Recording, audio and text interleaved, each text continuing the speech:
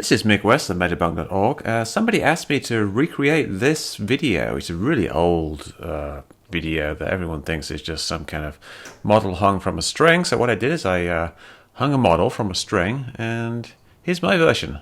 Starts off a little bit wobbly, but it kind of settles down and gets that kind of nice like pendulum motion back to back. And by moving the pole around, you can duplicate all the different types of motion. Like you can swing from side to side, or you can kind of move to one side and kind of stop on that side. I'll show a little bit more of those later. But how did I do this? Basically, it's a long pole. This is just a extendable pole used for trimming trees with the saw blade removed.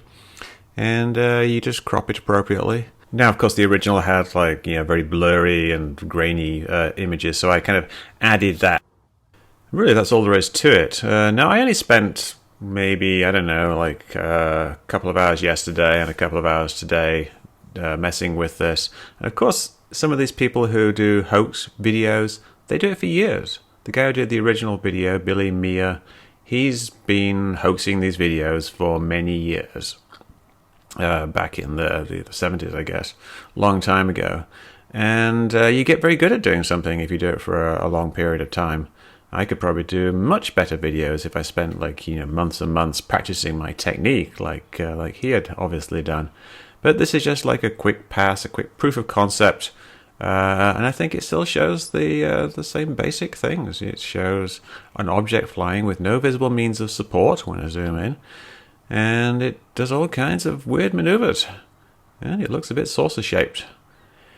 You could probably improve it by just changing the angles of things. If I was at a higher position, you could do it. You could get a better angle. You could put more weight in the object so it wouldn't spin so much. You could change the pivot point so it had multiple pivot points, which would stop it tilting.